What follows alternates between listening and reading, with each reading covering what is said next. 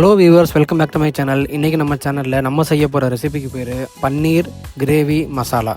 இதுக்கு பன்னீர் 1/2 கிலோ, தக்காளி 3, தக்காளியை ஒரு மிக்ஸி ஜாரில் போட்டு அரைச்சி பேஸ்டாக்கி எடுத்து வச்சுங்க. பெரிய சைஸு வெங்காயம் 4, பச்சை மிளகா 3, மல்லித்தலை ஒரு கைப்பிடி அளவு, இஞ்சி பூண்டு பேஸ்ட்டு 2 டேபிள் ஸ்பூன்,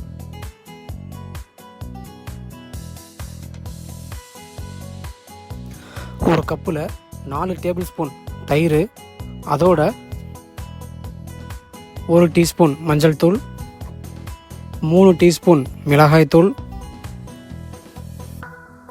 ஜீரகத்தூள் 1 டீஸ்பூன், மல்லித்தூள் 2 டீஸ்பூன் எல்லாத்தையும் சேர்த்து நல்லா மிக்ஸ் பண்ணி எடுத்து வச்சுக்கலாம்.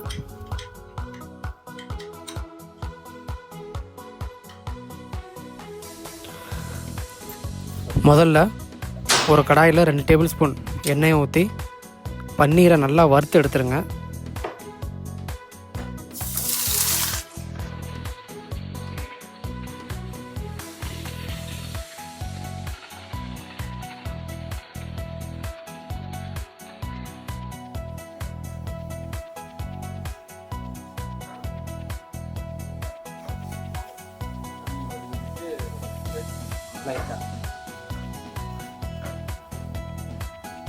பாருங்கள், இந்த மாதிரி பொன்னிறமாக வறுத்து எடுத்ததுக்கப்புறம் அதே பேனில் 2 டேபிள் ஸ்பூன் நெய், 1 டேபிள் ஸ்பூன் எண்ணெய், கொஞ்சம் ஜீரகம் நல்லா சூடு வந்ததுக்கப்புறம் நம்ம அரிஞ்சு வச்சுருக்கிற வெங்காயத்தை சேர்த்து நல்லா வணக்கிக்கலாம்.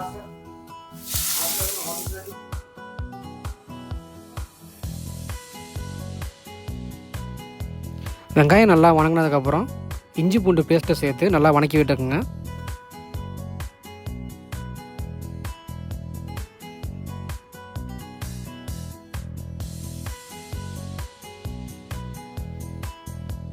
அடுத்தது பச்சை மிளகா, மல்லித்தலை இது 2ஐயும் சேர்த்துடலாம்.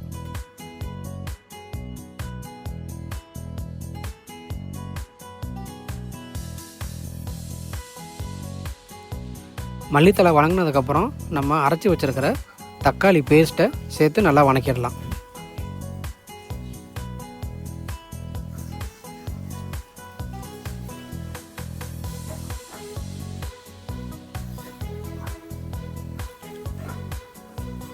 தேவையான அளவு உப்பு சேர்த்துக்குங்க.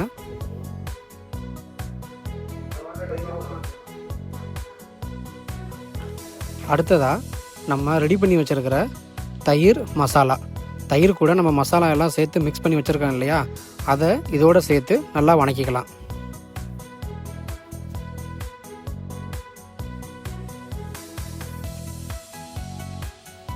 இப்போது 1 டேபிள் ஸ்பூன் கரம் மசாலா சேர்த்துக்குங்க.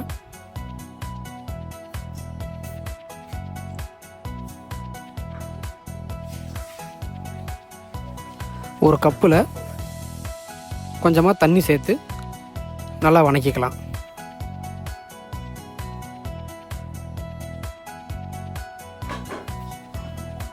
ஒரு 10 நிமிஷம் நல்லா மூடி வச்சுருங்க. மசாலா நல்லா ரெடி ஆனதுக்கப்புறம் இப்போது பன்னீரை நம்ம இதோட சேர்த்து மிக்ஸ் பண்ணி விட்டுறலாம்.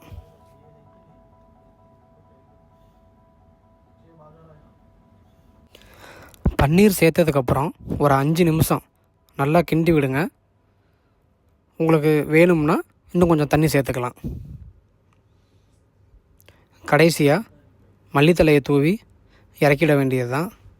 சுவையான பன்னீர் கிரேவி மசாலா ரெடி. இந்த வீடியோ உங்களுக்கு பிடிச்சிருந்தா மறக்காமல் லைக் பண்ணிவிட்டு உங்கள் ஃப்ரெண்ட்ஸுக்கும் ஷேர் பண்ணுங்கள்.